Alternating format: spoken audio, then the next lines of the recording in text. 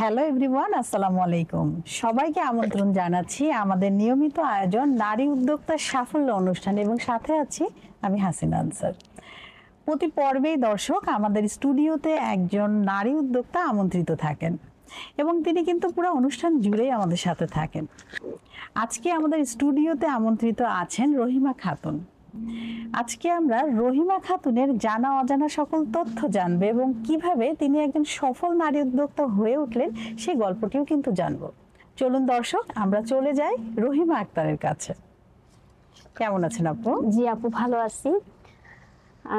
আরো বেশি ভালো লাগছে এখানে এসে, কারণ খুব সুন্দর একটা সময় কাটাবো আর আপনার হাসি মুখটা আরো বেশি ভালো লাগছে। Thank you so much. এবং আপনাকে কিন্তু দেখতে খুবই প্রিটি লাগছে। ধন্যবাদ আপু। আপনি তো অনেক ব্যস্ত থাকেন, তো এই সময়ের ব্যস্ততা কি এবং আপনার উদ্যোগের নামটা কি? আমার উদ্যোগের নাম হচ্ছে রেনু বুটিক্স। এটা মূলত হাতের কাজ নিয়েই কাজটা। আমি ওই যে নকশি কাঁথা, তারপরে হাতের যে কাজগুলা ব্লক বাটিক এগুলো করাই, কিন্তু এখন পাশাপাশি ওটার সাথে আবার কিছু অন্যান্য প্রোডাক্টও আমি এখন সেল করি। এছাড়া আমার নিজস্ব কিছু ব্যবসা আছে। সেটা হচ্ছে যে আমি একসময় গার্মেন্টস লাইনে ছিলাম, আমার হাজবেন্ডও এই লাইনে, সে বায়ার প্লাস গার্মেন্টসে।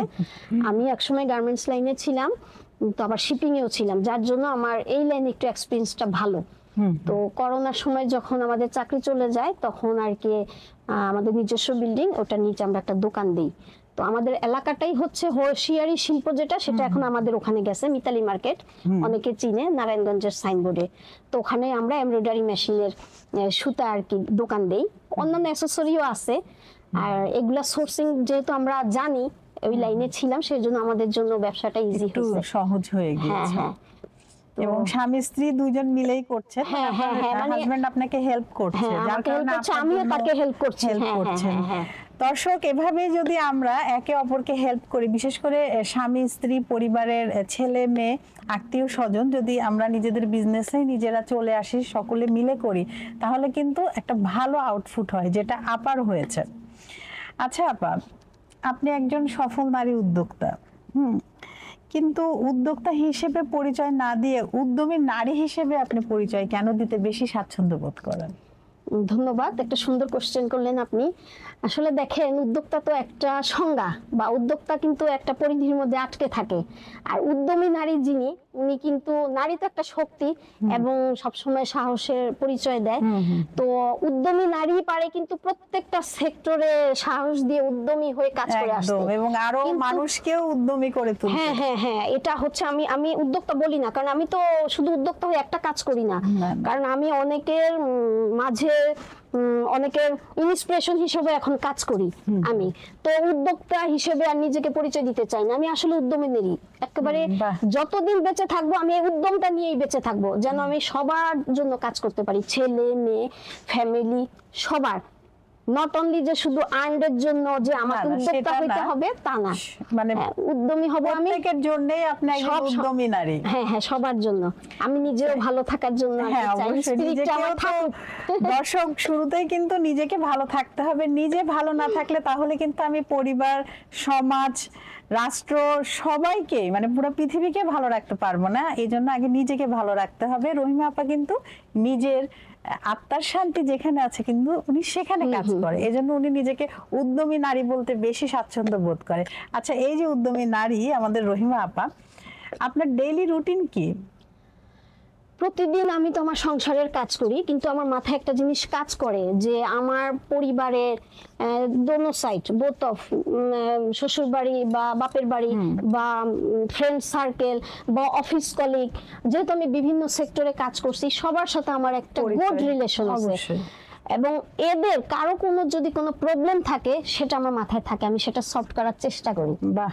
হ্যাঁ, রুটিনের মধ্যে, আমার প্রতিদিন রুটিনের মধ্যে কিন্তু এটা থাকে, এটা থাকে। আমি মনে করি যে মানুষকে ভালো রাখলে আমি ভালো থাকবো, অবশ্যই। আর মানুষের ভালো রাখতে না পারলে নিজেও ভালো থাকবো না। বিশেষ করে আপনার সাথে যারা কাজ করছে, যারা কর্মী আছেন, আপনি তো অনেক মানুষের খোঁজ খবর করছেন। হ্যাঁ, সবার খোঁজ খবর নিতে গিয়ে হয়তোবা কিছু যখন আপনি দেখেন যে সে প্রবলেমে আছে, সেটা সলভ করার চেষ্টা করেন। এটা আমার প্রতিদিন রুটিনের মধ্যে থাকে, একটা মানবিক বিষয় আমার রুটিনের মধ্যে থাকে। এবং আমি যখন ফ্রি থাকি তখন চিন্তা করি কোন কাজটা পেন্ডিং আছে, কার জন্য কে কি বললো আমাকে, ওই জিনিসটা করার জন্য কোন ওয়েটা দরকার সেটা আমি তাকে প্রসেসিং করে দেওয়ার জন্য চেষ্টা করি।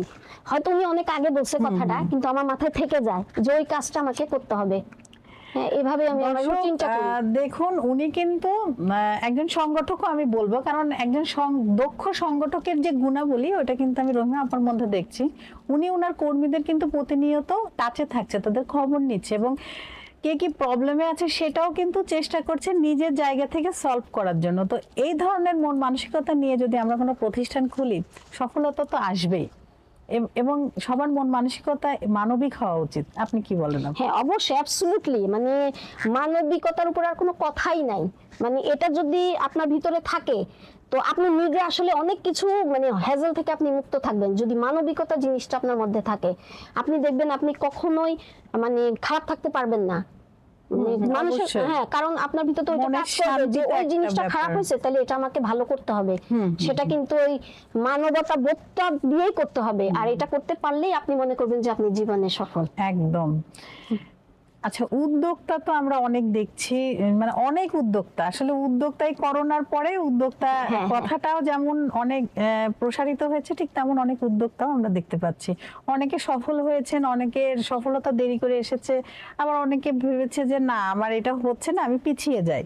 তো আসলে একজন সফল উদ্যোক্তার কি কি গুণাবলী হওয়া উচিত? আসলে সফল যখন হয়ে যায় তখন কিন্তু তার আর কোনো কাজ থাকে না। এর জন্য আমি নিজেকে কখনো, ওই যে আপনারা বলেন সফল নারী উদ্যোক্তা, আমি এর জন্য ওই যে ওই আমি লাগাই না। মানুষ যখন সফল হয়ে যায় তখন তো তার কাজ করার কিছু থাকে না। এটা হচ্ছে একটা রিসাইকেল বিনের মতো, আপনাকে কাজ করে যেতেই হবে। তবে সফল হতে হলে, সফলটা যদি আপনি ধরে রাখেন, জনপ্রিয় থাকা অবস্থায় আপনাকে কাজে স্টপ দিতে হবে। সব দিক আপনি ধরে রাখতে পারবেন না, কারণ আপনি যদি সব সেক্টরে সফল হন তাহলে কিন্তু নিজেকেও আর সফল করতে পারবে না, কারণ ওই চাপে নিজেকে সফল হওয়া যাবে না। আপনি যেখানে সফলতা অর্জন করছেন সেখানে আর কাউকে সফল করার জন্য আপনি নিজের জায়গাটা ছেড়ে দিয়ে আসবেন। অবশ্যই। হ্যাঁ, আমি মনে করি এখন মানুষ নিজের জায়গা কেউ সহজে ছাড়তে চায় না। এই জন্যই মানুষের এখন এই উদ্যোগগুলা বেশি, মানুষের ভিতর চিন্তা বেশি। হ্যাঁ, নতুন নতুন উদ্যোগ নিতে হবে, তাহলে তখন কিন্তু ইচ্ছা হবে যে না আমি আরো নিজেকে আরো সফল করি। ওই এক গণ্ডির মধ্যে থাকলে তখন ওইভাবে পড়ে থাকবে। হ্যাঁ, এর জন্য কেউ বলতে পারবে না যে আমি পুরোপুরি সফল, এবং এটা নিজেকে ভাবাটা উচিত না, কারণ সফল হয়ে গেলে তো আমার আর কাজই থাকলো না। জানার তো আসলে শেষ নেই, মানুষ মৃত্যুর আগ মুহূর্ত পর্যন্ত কিন্তু জানে, তাই না? যেমন আমি যে আপনি যেটা বললেন এটা প্রতি আমার একটা বিরোধিতা আছে। আমি যে করোনার সময় সবাই উদ্যোক্তা হয়ে গেছে, আমি আজকে আমি 30 বছর কাজ করতেছি, কিন্তু আমরা যখন কাজ করছি উদ্যোক্তা হওয়ার জন্য বা আমাদেরকে কে উদ্যোক্তা বলবে এটার জন্য আমরা কাজ করিনি, জীবনের প্রয়োজনে করছি। আবার একটা সময় যখন জীবনের প্রয়োজন হয়নি তবু ধরে রাখছি আর মানুষের জন্য। আমি থেমে থাকিনি। আমি থেমে থাকলে দেখা যাবে যে আমি যে সাফার করছি সেগুলো তো আমি মানে আমার লাইফ দিয়ে সাফার গুলা করছি, সেগুলোর আমি যে অভিজ্ঞতা তিক্ত ভালো সেগুলো আমি খুব ভালোভাবে জানি। এর জন্য আরেকটা মানুষ যখন ওইরকম অবস্থায় দেখি আমার তখন তাদের জন্য কিছু করার ইচ্ছা জাগে, মানে ভালো লাগে যে করব। তো ওই জন্যই আমি মানে কি বলবো, মানে যে নতুন নতুন উদ্যোক্তা সফল ট্যাগ লাগায় এটা আমি একেবারে আমার পছন্দ না। কারণ দেখা যায় যে একটা অনুষ্ঠানে আমি এখন দেখতেছি যে আপনাদের একটা ট্রেন্ড দেখা যায়, ভালো ভালো অ্যাওয়ার্ড দেখা যাচ্ছে, কেউ 3 বছর কাজ করে ওই অ্যাওয়ার্ডটা নিচ্ছে, কেউ 30 বছর কাজ করে অ্যাওয়ার্ড নিচ্ছে। তো how can possible, I can not understand যে কিভাবে সম্ভব যে 3 বছর কাজ করে সে এতটুকু সফলতা কিভাবে আসে। কারণ তাকে তৈরি হতেও তো সময় লাগে। একটা প্রফেশনে, যে কোনো প্রফেশন, আপনি একটা সুই সুতার কাজ করেন, সেই প্রফেশনে আপনাকে অনেকটা সময় দিতে হবে, অনেকটা সময় দিতে হবে। এখন আপনারা তো একদিনের সার্টিফিকেট দিয়ে দেন, যেমন আমি নন প্রফেশনাল একটা মানুষ, আমার কোনো সার্টিফিকেট নাই, কিন্তু আপনি যত ইউটিউব দেখে রান্না করেন আপনার নিজস্ব বেসিক যদি না থাকে আপনি রান্নায় কিন্তু টেস্ট আনতে পারবেন না। অবশ্যই সেজন্য আপনাকে করতে হবে, করতে হবে। একদিনে সার্টিফিকেট দিয়েও কাজ হবে না, নলেজ বাড়াতে হবে, করে করে করে করে আপনাকে এক্সপেরিয়েন্স ক্যারি করে করে আপনাকে একটা পর্যায়ে আসতে হবে।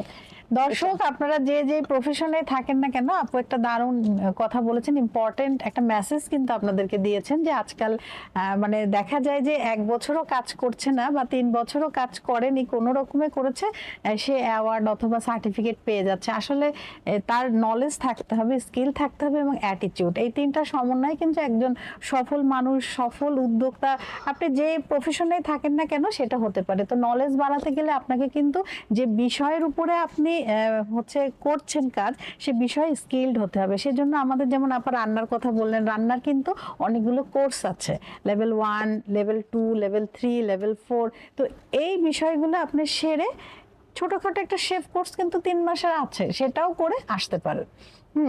মানে আপনি যে প্রফেশনেই থাকেন, আপা যেটা বললেন, আপনাকে স্কিলড হয়ে আসলে তখন আর বিষয়টা থাকবে না, আপনি সবই জানেন, আপনার অ্যাওয়ার্ড নিচ্ছেন, সার্টিফিকেট নিচ্ছেন, তখন আপনাকে কেউ কিন্তু বলবেও না যে উনাকে কেন দেয়া হলো।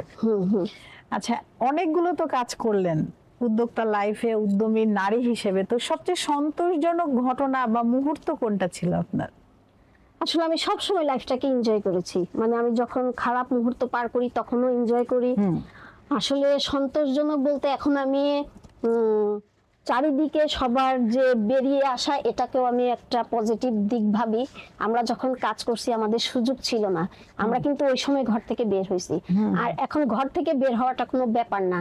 হ্যাঁ, এখানে আবার একটু দ্বিমত আছে মানে কাজের ক্ষেত্রে, কারণ এখন যেভাবে মানুষ বের হয়ে কাজ করে কাজ দেখাচ্ছে, সেটারও আবার কোয়ালিটির উপর একটু সমস্যা হচ্ছে। মানে কাজ করে অনেকে হারিয়ে যাচ্ছে, অনেকে আবার দেখা যাচ্ছে যে শুধু ফেসবুকেই ছবি তোলাতে, মানে ছবিতে আর যে ফেসবুকে কাজের মধ্যে সীমাবদ্ধ। এখন এটা দিয়ে কতটুকু উপকৃত সমাজ হচ্ছে, পরিবার হচ্ছে, সেটা মানে সামগ্রিকভাবে বোঝা যাচ্ছে না। এখন দেখা যাচ্ছে যে ও একটা স্টুডেন্টও এসে দেখা যাচ্ছে যে সে উদ্যোক্তা হয়ে যাচ্ছে, ইন্টারভিউ দিয়ে ফেলতেছে। আসলে বিষয়টা হচ্ছে কি, মানে দর্শক এখন যে প্রবলেমটা আমি দেখছি যে আসলে কে উদ্যোক্তা, কে হচ্ছে সেলার, কে ব্যবসায়ী, এই তিনটা পার্থক্য বুঝতে পারছে না। যে সেলার উদ্যোক্তার থেকে পণ্য কিনে সে বিক্রি করে, সে বলছে উদ্যোক্তা, আবার ব্যবসায়ী যে সেও নিজেকে উদ্যোক্তা বলছে। আসলে এই বিষয়গুলো নিয়ে আমাদের একটু সেশন রাখা উচিত, ওয়ার্কশপ রাখা উচিত, অথবা ফেসবুক, ইনস্টাগ্রাম যেটা আপনি ইউজ করেন বা ইউটিউব যেটাই বলেন, গুগল, সব জায়গায় কিন্তু প্রচার করা উচিত আসলে উদ্যোক্তা আসলে বিষয়টা এবং ডেফিনেশনটা আসলে মানুষের চর্চা করতে হবে, উদ্যোক্তার ডেফিনেশনটাই। কারণ অনেক সময় দেখা যায় ব্যবসায়ী উদ্যোক্তা হিসেবে অ্যাওয়ার্ড নিয়ে যাচ্ছে, কিন্তু ব্যবসায়ী আপনি কিছু যদি আপনার টাকা থাকে, আপনার যদি কিছু অ্যামাউন্ট থাকে, টাকা থাকে, আপনি ব্যবসা দাঁড় করাতে পারবেন, আপনি কি উদ্যোক্তা হতে পারবেন? না না না, উদ্যোক্তা মানে কি, এটাই তো কারণ আপনার যে কোনো একটা নির্দিষ্ট পণ্যের উপর আপনার স্কিল থাকতে হবে, অবশ্যই, এবং উদ্ভাবনী শক্তি থাকতে হবে, যে নিজের বুদ্ধিমত্তা, সৃজনশীলতা দিয়ে, নিজের উদ্ভাবনী শক্তি দিয়ে একটা ধরেন 1 গজ কাপড়কে আপনি ওইটাকে সুন্দর একটা শেপে নিয়ে আসলেন এবং সেল করলেন, মানে আপনি তখন কিন্তু আপনাকে উদ্যোক্তা বলবেন। আর ওই কাপড়টা যদি আপনি অল্প দামে কিনে বেশি দামে বিক্রি করেন, আপনি তো ব্যবসায়ী হয়ে গেলেন। এই যে এই জিনিসটা এটা নিয়ে ওয়ার্কশপ দরকার, শুধু অবশ্যই মানে জানতে হবে আমি যে ব্যবসার ধরনটা কি, উদ্যোক্তার ধরনটা কি। আবার সেলার যে আপনি উদ্যোক্তা আপনার থেকে কিনে অল্প দামে কিনে অনেকগুলো কিনে তারপরে সে বেশি দামে বিক্রি করে বলছে আমি উদ্যোক্তা, কিন্তু আসলে বিষয়টা তা না। এবং বেশিরভাগ ওই যে ছবির কথা বললেন, দেখা যায় যে এই ধরনের মানে ছবিতে বেশি দেখা যাচ্ছে তাদেরকে। এটাও কিন্তু অনেক উদ্যোক্তা আমাদের অনুষ্ঠানে এসে অনেক দুঃখ প্রকাশ করেছেন, বলেছেন যে এখন আর ছবি তুলতে ইচ্ছা করে না, কারণ দেখি যারা উদ্যোক্তা না তারাই উদ্যোক্তা বলে ছবি পোস্ট করছে।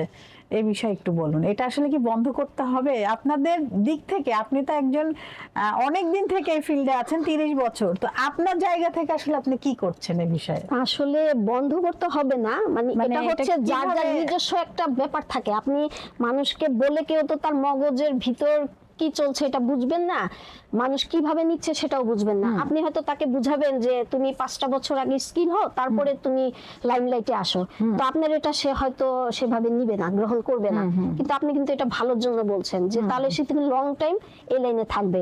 এখন হয় কি, হুট করে এসে হুট করে চলে যায়, প্রথমে দুমধাম করে একটা পর্যায়ে যায়, পরে এবার অস্থির হয়ে যায়, আর ভালো লাগে না, চলে যায়। এতে কিন্তু সমাজের যে খুব একটা উপকার হয় তা না, আপনি ধীরে আগান, ধৈর্য দিয়ে আগান। উদ্যোক্তাকেও দেখি যে হয়তো আপনি কোনো কাজ করছেন, আপনারটা দেখে সেটা নিয়ে শুরু করে দিল, আসলে তো এটা তখন সে কিন্তু সেখানে লাস্টিং করতে পারে না, না। পারে না। প্রথমে উনি আপনার নিজে প্রতিভা আসলে থাকতেই কি হবে। করবে, যে লক্ষ্যটাকে স্থির করতে হবে যে আমি আসলে এটা করব, ওটাতে স্থির থাকতে হবে। কিন্তু আমাদের বেশিরভাগ উদ্যোক্তাদের দেখি ওরা অস্থির হয়ে যায়, অস্থির, খুব দ্রুত মানে সফলতা পেতে চায়, কিন্তু 6 থেকে 1 বছর আসলে মিনিমাম সময় দেওয়া উচিত।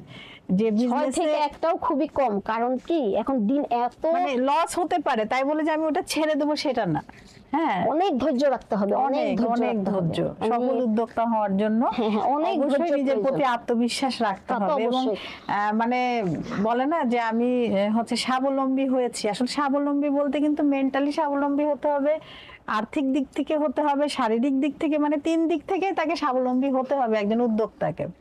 না, স্বাবলম্বী হওয়াটা আরো সো টাফ। কারণ কি আপনি স্বাবলম্বী তখন বলতে পারবেন আপনি ওই যেই ব্যবসা বা যে উদ্যোক্তা সেটা থেকে যদি আপনি সফল হয়ে সবাইকে মিনিমাইজ করতে পারেন, তখন আপনি বলবেন যে আমি স্বাবলম্বী। এখন আমাদের যেটা হচ্ছে হাজবেন্ডের খেয়ে, মা বাবার খেয়ে, সুন্দর সুন্দর পোশাক পরে উদ্যোক্তা বলে তারপর বলতেছে যে আমি উদ্যোক্তা, আমি স্বাবলম্বী। মানে মানুষ মনে করতেছে যে না, অনেক ব্যবসা করে ফেলছে, অনেক কিছু হয়ে গেছে, কারণ তাকে তো দেখেই বোঝা যাচ্ছে। তখন আরেকজন মনে করে যে না, ও এরকম, আমি ওইটা করব।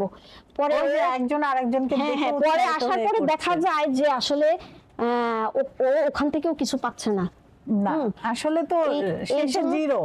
এই জন্য এটা সে ধরে রাখতে পারে না। এই জন্য অন্যটা না দেখে আমার মধ্যে কি আছে নিজেকে আগে জানতে হবে, সেটা মনকে আগে প্রশ্ন করতে হবে যে আমি কি করলে কি পারবো। যদি পারে, তার মন যদি বলে যে আপনি পারবেন, তখনই যেন সে কাজটা করে, তাহলে সে সফল হবে। অবশ্যই। তাহলে উদ্যোক্তা বোনেরা কিন্তু অনেক হচ্ছে গুরুত্বপূর্ণ তথ্য আপনাদেরকে দিলেন যে একজন সফল উদ্যোক্তা কিভাবে হতে পারেন, এবং আমরা এই আলোচনার মাধ্যমে কিন্তু জানলাম একজন ব্যবসায়ী, একজন উদ্যোক্তা এবং একজন সেলারের পার্থক্য কি। আচ্ছা আপা, এবার চলে আসি একটু ব্যক্তিগত প্রশ্নে। ভাইয়া কেমন আছে? আলহামদুলিল্লাহ, আপনার ভাই আর আমার আন্ডারস্ট্যান্ডিংটা খুবই ভালো। আপনাদের কি পছন্দের বিয়ে? সেমি। প্রেম না, প্রেম না, আসলে আমার একটু এই যে বিয়ে হয়েছে, এবং এটা মানে একটা পরিণত বিয়ে। পরিণত বলতে আমরা যেহেতু কাজ করতাম আর কি, মানে আমি চাকরি করতাম, ও চাকরি করতো। হ্যাঁ, ও চাকরি করতো। হ্যাঁ হ্যাঁ, সেই জন্য আমাদের প্রেমটা হয় নাই। আমরা আসলে খুব চিন্তা ভাবনা করে আমি এই কাজটা, মানে আমাদের সম্পর্কটা, হ্যাঁ, সিদ্ধান্তটা নিয়েছি। আচ্ছা, তো বিয়ের প্রথমে মানে কেমন ছিল আর এখন কেমন চলছে আর কি আপনাদের? আলহামদুলিল্লাহ এখন ভালো, কিন্তু যখন শুরু করেছি তখন কিন্তু এই ভালোটা ছিল না। কষ্ট করা লেগেছে। হ্যাঁ, কষ্টটা আবার যে আর্থিকভাবে খুব কষ্ট তা না, যেহেতু আমার একটা সৃষ্টিশীল মন ছিল, সৃজনশীল আমি একটা মানুষ, সেই জন্য ওই জায়গাগুলোতে আমাকে একটু আমার একটু খারাপ লাগতো। তো প্রথম যখন সংসার শুরু করি, তখন তো আমার হাজবেন্ড চাকরি করতো, আমিও করতাম। তো আমি আবার 3 মাস পর চাকরি ছেড়ে দেই, তখন আমি আবার প্রেগনেন্ট হই। কিন্তু তখন যে আর্নটা সে করতো সেটা দিয়ে আসলে একটা সংসার চলতো না। আমরা অবশ্য যৌথ ফ্যামিলিতে ছিলাম, তো তখন এটা মানে বোঝা যায়নি। যখন আমরা আলাদা হলাম তখন দেখা গেল যে না, আর বাড়তি প্রয়োজন, ওই বাড়তি প্রয়োজনের জন্য কি করলেন? হ্যাঁ, ওটা করার জন্য আমি মানে এমন কোনো বিয়ের আগে তো আমি অনেক কিছুই করছি, কিন্তু বিয়ের পরও আমি থেমে থাকিনি। সেটা বিয়ের পরও আমি যখন আমরা ঢাকায় আসি, তখন আমি প্রথমেই ঢুকে যাই একটা কিন্ডারগার্টেনে।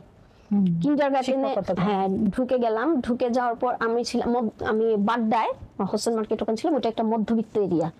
তো এটা আমার সবগুলো নেগেটিভ জিনিস আমার জীবনে পজিটিভ হয়ে আসছে। তো আমি যখন ওখানে ঢুকার পর ওটা কিন্তু মধ্যবিত্ত থেকে আরেকটু ছিল। তো কিন্ডারগার্টেন যখন গেলাম তখন দেখলাম যে প্রচুর মানুষের প্রচুর সমস্যা। তো আমি মিশুক ম্যাডাম ছিলাম, তো সবাই সবার সমস্যার কথা বলতো। তো পরে এরপর আমি আবার আজকে কোচিং সেন্টার করলাম, তখন প্রচুর গার্জিয়ানের সাথে আমার পরিচয়, বাসায় কোচিং সেন্টার করলাম। পরে দেখলাম যে ওখানে সমিতির কোনো মানে অনেক ব্যাপার স্যাপার আছে, ওদেরকে ওইসব ব্যাপারে আমি ইনভলভ করলাম। তারপরে কেউ হয়তো কিছু করতে পারতেছে না, যেহেতু আমার অনেক গার্জিয়ান ছিল, এক একজনের থেকে আমি এক একটা হেল্প নিয়ে এক একজনকে, আমি যে সবাইকে হেল্প করছি তা না। কেউ হয়তো বলতেছে যে আপা আমার টাকা আছে কিন্তু আমি কি করব, করতে পারতেছি না। আরেকজন বলতেছে আমি কাজ জানি, আমি কিছু করতে পারতেছি না। তো যেহেতু আমি বাসায় কোচিং করাতাম, তখন ওই যে আমাকে বলছে আমার কাজ দরকার তাকে ডাকতাম, আর যে বলছে আমি কাজ দিব তাকে ডাকতাম, ডেকে তাদেরকে ইন্ট্রোডিউস করে দিতাম। আচ্ছা, এভাবে করে আমি বাড্ডায় কিন্তু অনেক পপুলার হয়ে গেছিলাম, 3 বছর ছিলাম। কারণ আমি আসলে ওই সময় আমি প্রচুর কাজ করছি, মানে এই মানুষদেরকে নিয়ে প্রচুর কাজ করছি। আপনি তো চট্টগ্রামে ছিলেন না, তো সেখানে কি ধরনের কাজের সাথে জড়িত ছিলেন? চট্টগ্রামে যখন যাই তখন তো আমার পরিধি আরো বেড়ে গেছে, কারণ আমার মেয়ে বড় হয়ে গেছে। আমি আবার যেহেতু চট্টগ্রামে ছিলাম, আমার কিন্তু ঢাকা থেকে আমি ম্যাট্রিক পাস করেই চট্টগ্রাম গেছি, ওখান থেকেই কিন্তু আমার সব পড়াশোনা, তারপর আমার চাকরি। আমি 9 ইয়ার্স জব করছি বিয়ের আগেই। 9 ইয়ার্স জব করার পরে আমি যখন আবার ঢাকায় এসে আবার যখন চট্টগ্রামে যাই, তখন এবার আমার তো আরো বেশি আর্ন করা প্রয়োজন হয়ে পড়লো, কারণ মেয়ের সাথে আমার ছেলে হলো। এখন খরচ বাড়লো, কিন্তু বেতনও বাড়লো, খরচও বাড়লো, কিন্তু সমান সমান। আর আমি যেহেতু সৃজনশীল মানুষ, আমি প্রচুর দিকে আমি আবার জমানোর ব্যাপারটা আমার ভিতর ছিল না। আমি শুধু কিভাবে নিজেকে আপডেট করা যায়, কিভাবে মানুষের আপডেট করা যায়, ফ্যামিলির আপডেট করা যায়, হ্যাঁ, এগুলো নিয়ে আমি চিন্তা করতাম। তো তাহলে তো আমার নিজেকে কিছু করতে না, হবে অবশ্যই। সেই জন্য আমি ওখানে বসে তখনকার দিনে আমি, আর হাতের কাজ তো এগুলো আমরা আগে থেকেই জানতাম, আগে থেকেই করতাম। আমরা চট্টগ্রাম, আমার একটা শাখা অফিস আছে, সেখানে সুলতান আলমারা আছে, উনি আমার ওই সাইডটা দেখে। আমি কিন্তু আমার এই হাতের কাজের সাইডটা কিন্তু চট্টগ্রাম থেকে করে আনি। আচ্ছা, আমার ঢাকায় নাই, ঢাকাতে আমি এখন সুতাটা নিয়ে আসি, ওটা করে। ওখানে গিয়ে আমি আবার সমিতি দিছি, আমার নিজের একটা সমিতি ছিল, গ্রাম বাংলা সমিতি। সেইখানে আমি আবার বিভিন্ন কাজ নিতাম, বিভিন্ন কোম্পানির কাজ নিতাম। যে কিছু কাজ আছে না, মাঝে মাঝে আসে, সরকারি ভাবে আসে, বেসরকারি, এই কাজগুলো নিতাম। নিয়ে ওই যে চট্টগ্রামে আমি তো ফরিদাপাড়ায় ছিলাম, ওখানে আবার একটা গ্রামীণ একটা পরিবেশ ছিল, ওখানে আবার পড়ালেখা কম ছিল ওই চট্টগ্রামের ওখানে। তো ওখানে আমি আবার পড়ালেখা নিয়ে কিছু প্রজেক্ট করলাম, তারপর আপনার এই যে সমিতি নিয়ে কাজ করলাম, তারপর ওদেরকে যে কাজ দিলাম হাতের কাজ। মানে আপনি যে একজন উদ্যমী নারী, যে জায়গাতেই গিয়েছেন, আমি রাঙ্গামাটি থেকে ওই যে রাঙ্গামাটি থেকে উপজাতিতে থেকে জিনিস নিয়ে এসে নিজেই সেল করতাম। আমি ঘরে বসেই সেল করতাম, আবার অন্যদেরকেও দিছি, এবং আমি অনেকগুলো ফ্যামিলিকে তুলছি। মানে ওরা এখনো কৃতজ্ঞ আমার উপর। আমার নিজেরও ভালো যোগাযোগ আছে। হ্যাঁ, এখনো আছে প্রত্যেকের সাথে। আমি চিটং এর কিছু কিছু মহিলাকে যাওয়া পড়ে, হ্যাঁ যাওয়া পড়ে, এই যে আবার ঈদের পরে যাবো। আমার চট্টগ্রামে ধরতে পারেন যে আমার সেকেন্ড হোম, কারণ কি ওখানে তোমার পড়াশোনা, চাকরি, আমার ব্যবসা ওখানেও। হ্যাঁ, আমরা ওখানে ছিলাম, তো চিটং এর সাথে আমার অ্যাটাচটা বেশি। আর ওখানেও কার্যক্রম চলছে আমার, ওখানেও এখনো আছে। হ্যাঁ, এখনো আছে। আপনি যে একজন সৃজনশীল মানুষ, তো এই সৃজনশীল মানুষ হিসেবে কি কি কর্মকাণ্ড করেছেন? আমি তো সৃষ্টিশীল মানুষ। আমার মেয়েকে আমি অলরাউন্ডার, মানে যত কাজ আছে সবকিছুতে ইনভলভ করছি। এখন এটার একটা উদ্দেশ্য ছিল, কারণ আমি যেহেতু কাজ করতে আগ্রহীতাম, আমি চিন্তা করতাম কোথাও কাজ আছে সেই জায়গায় নিজেকে নিয়ে যাওয়া। তো এটা তো আমি সরাসরি যেতে পারিনি। তখন দেখা গেল আমার মেয়েকে আমি আর্টে দিছি, বিতর্কে দিছি, আমার মেয়েকে আমি কুইজে দিছি। ওই যে জায়গাগুলো যেতাম, সেখানে গিয়ে আমি আবার বিভিন্ন জায়গায় ইনভলভ হয়ে যেতাম। যেহেতু আমি চাকরিজীবী ছিলাম, তারপর আমার বিভিন্ন এক্সপিরিয়েন্স ছিল, দেখা যেত আমি কোনো সংস্থার সাথে যুক্ত হয়ে গেছি, আমি নিজেই আবার দেখলাম অর্গানাইজার হয়ে গেছি। মানে এই জাতীয়গুলো আমি প্রচুর করছি, প্রচুর, মানে এইসব জায়গায় আমি করছি। করার পর সৃষ্টিশীল, যে তারপর আমি আমার ছেলে মেয়েকে আবৃত্তিতে নিছি, আমার মানে সব সেক্টরে, পারুক আর না পারুক, মানে ট্রাই করেছেন ওখানে। এখন ওই সেক্টরগুলো সব জায়গা থেকে আসলে শেখার অনেক কিছু আছে। শিখছি। আমি যে কোথাও সফল বা অনেক কিছু করছি তা কিন্তু না, কিন্তু আমি নিজে ভালো আছি। হ্যাঁ, আলহামদুলিল্লাহ, আপনাকে দেখে অনেকই ফ্রেশ লাগছে, ভালো লাগছে, ভালো আছি। এবং রহিমা আপা ভালোই থাকবেন, কারণ এরকম উদ্যমী মানুষরা, আপনি যদি ওনাকে একদম অজপাড়াগায়ও ছেড়ে দেন, দেখবেন ওখানেই কিছু সৃজনশীল কাজ উনি করে ফেলবেন। উদ্যমী নারী আরো তো আমি অজপাড়াগায়ও কাজ করি। হ্যাঁ, যেমন আমি কিছু যে প্রতিবন্ধী একটা সংগঠন আছে, সেখানে মানে এগুলো আমি আসলে কখনো কাউকে বলি না। আর সবচেয়ে বড় কথা কি, আমার ফ্যামিলি খুব সাপোর্টিভ, আমার হাজবেন্ড আর আমার মন মানসিকতা একই। একই হওয়ার কারণ হচ্ছে আমাদের বয়সের ডিফারেন্সটাও বেশি না, 5-6 বছরের, 90 দশকে। মানে রহিমা আপার ডিসিশনটা ঠিক ছিল দুলা ভাইয়ের জন্য। দুলা ভাইকে যদি কিছু বলতে চান, আমাদের ক্যামেরায় বলতে পারেন, কোনো মেসেজ যেটা বলা হয়নি এতদিন, না বলা কিছু কথা। বলতে না চাইলে এখন বলতে আসলে পারেন। না বললে সব বুঝে না, এখন আর বলার নাই। এখন যা হওয়ার আগে হয়েছে, এখন আর কিছু না, এখন শুধু ভালোবাসা আর ভালোবাসা। তাহলে ভাইয়া আপনি যদি আপুকে দেখেন এখন স্ক্রিনে, তাহলে আপনার জন্য আপুর শুধুই ভালোবাসা, ভালোবাসা আর ভালোবাসা। কারণ সেও খুবই পরিশ্রমী একজন লোক, খুবই পরিশ্রমী। কারণ গার্মেন্টসে যারা কাজ করে তারা পরিশ্রমই করে। আচ্ছা, আপনার জীবনের সবচেয়ে বড় ভুল কোনটি ছিল, যেটা মনে পড়লে মনে হয় যে আমি যদি সেই মুহূর্তে যেতাম আমি চেঞ্জ করে ফেলতাম সেই বিষয়টা? হ্যাঁ, এটা অবশ্য একটু পারিবারিক। আমার জীবনের সবচেয়ে বড় ভুল হয়েছে আমি চট্টগ্রাম থেকে ঢাকায় আসা। কারণ আমি যদি চট্টগ্রামে আজকে থাকতাম তাহলে আমার অনেক ভালো একটা পজিশন হতো, আমার মেয়ের একটা ভালো ক্যারিয়ার হতো। তো আমি তখন ঢাকায় আসার কারণে আবার নতুন করে আমাকে কিছুদিন অফ থাকতে হয়েছে, আবার নতুন করে সেই জিনিসগুলো শুরু করতে হয়েছে। দেন এখন এই পর্যায়ে আবার নতুন করে আমি যখন আবার নারায়ণগঞ্জে আসি, তখনও আমি আবার নতুন মানে বিনা পয়সায় স্কুল খুলছি, তারপর বাচ্চাদেরকে চাইতাম মানে পড়াশোনা করার জন্য, সব করছি। আপু আপনার ভবিষ্যৎ পরিকল্পনা কি আছে? আমি আসলে ভবিষ্যৎ নিয়ে চিন্তা করি না, ভবিষ্যৎ পরিকল্পনা করি না। আমি প্রেজেন্ট নিয়ে থাকতে চাই, কারণ বি পজিটিভ। ও, আপনি বি পজিটিভ? হ্যাঁ, দর্শক আমিও কিন্তু বি পজিটিভ। আমি ভবিষ্যৎ নিয়ে আমার কোনো পরিকল্পনা নাই। অতীত তো ভাবিই না, মনে রাখি, কারণ অতীতকে নিয়ে আমার প্রেজেন্টটাকে চালাতে হবে। তো প্রেজেন্টটাকে ভালো রাখতে চাই যেন ভবিষ্যৎটা ভালো হয়। আপনি প্রেজেন্ট ভালো থাকলে আপনার ভবিষ্যৎ ভালো হবে। অ্যাবসলিউটলি। আপনার জন্য অনেক অনেক শুভকামনা। আচ্ছা, আপনার অবসর কিভাবে কাটে? ওই যে বলে না যে মানে যে পারে সে অনেক সময় বলে যে পারে সব পারে, আবার যে পারে না সে সব পারে না। তো আমি কিছুই পারি না, সব কিছুই করে পারি। আচ্ছা, কি পারেন একটু আমাদের দর্শকদের শোনান তো, গান হয়ে যাক। কি ওই আর কি, ওই রকম আর কি পারা। রহিমা আপার কণ্ঠে একটু গান শুনি। একেবারে যদি কেউ ভালোবাসতো, আমার নয়ন দুটি জলে ভাসতো আর ভালোবাসতো, হে জীবন তবু কিছু না কিছু পেত। একেবারে যদি কেউ ভালোবাসতো, আমার নয়ন দুটি জলে ভাসতো আর ভালোবাসতো। বাহ, চমৎকার! একটা জোরে হাততালি হয়ে যাক।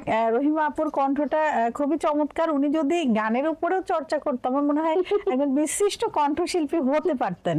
এখনো সময় আছে আপু, আপনি যেহেতু উদ্যমী নারী, আপনি গানটা চালিয়ে যেতে পারেন। আপু আসলে অনেকটা সময় পার হয়ে গেল, গল্প করতে করতে কখন যে আমরা অনুষ্ঠানের একদম শেষ পর্যায়ে চলে এসেছি এটা বোঝাই যায়নি। আপনার কেমন লাগলো আমাদের অনুষ্ঠানে এসে? আপু আসলে কি মাঝে মাঝে যদি একটু বলতেও না পারি তাহলেও ভালো লাগে না। হ্যাঁ, যদি এখন আর ওই ভালো লাগে না, সবকিছু বলতে ভালো লাগে না, কিন্তু আবার মাঝে মাঝে চিন্তা করি এখনো তো অনেক কাজ বাকি, এখনো অনেক কাজ বাকি। কারণ এক জেনারেশন তো আমাকে ভালো জানে, কিন্তু পরের জেনারেশনও দেখি আমার জন্য, আমাকে নিয়ে ওরা বলে যে অমুক আছে, অমুক থেকে শেখো। তখন চিন্তা করি যে না, আরেকটু কাজ করি। হ্যাঁ, ওদের জন্য আবার চিন্তা করি। হ্যাঁ, মানে একটা জেনারেশন বলতে যেমন আমার বোনের ছেলে মেয়েরা বা বোন ভাই এদের জন্য করছি, তাদের ছেলে মেয়েদের জন্য করছি, এখন তো আমার নাতিপুতিও এসে গেছে, তাদের জন্য আবার চিন্তা হয় যে না, কিছু করতে হবে। কারণ দিন দিন আপডেট হচ্ছে, নিজেকে আপডেট করতে চাই। আপনাকে অসংখ্য ধন্যবাদ আমাদের এই অনুষ্ঠানে আসার জন্য। আবারও নতুন কোনো আয়োজনে আপনার সাথে আমাদের দেখা হবে। আপনাকে অসংখ্য ধন্যবাদ। 21সংবাদ.com এদের জন্য অসংখ্য ধন্যবাদ, আমাকে এখানে এসে কিছু বলার সুযোগ দেওয়ার জন্য। সবার জন্য শুভকামনা। দর্শক, আপনারা যারা এতক্ষণ আমাদের সাথে ছিলেন, আপনাদের সকলকে অসংখ্য ধন্যবাদ। আবার নতুন কোনো আয়োজনে আপনাদের সবার সাথে দেখা হবে। তবে আপনারাও কিন্তু আমাদের এই অনুষ্ঠানে জয়েন হতে পারেন। আমাদের পোস্টে গিয়ে কমেন্টে আপনি অবশ্যই আপনার নাম, আপনার পেজের নাম, আপনার প্রতিষ্ঠানের নাম, আপনার মোবাইল নাম্বার এবং শর্ট একটি বায়োগ্রাফি আপনার দিলে আমরা কিন্তু আমাদের অফিস থেকে আপনাদের সাথে যোগাযোগ করবে। তো দর্শক, আসলে প্রতিটা পর্বেই কিন্তু আমাদের আকাঙ্ক্ষা থাকে নারীর সফলতা এবং নারীর স্বাবলম্বিতা, নারীর জীবন ভরে উঠুক সফলতা, এই কামনায় শেষ করছি। আবারও আপনাদের সবার মাঝে আমি উপস্থিত হব, আমি হাসিনা আনসার। আপনারা সে পর্যন্ত সবাই ভালো থাকুন, সুস্থ থাকুন এবং আমাদের সাথে থাকুন। আল্লাহ হাফেজ।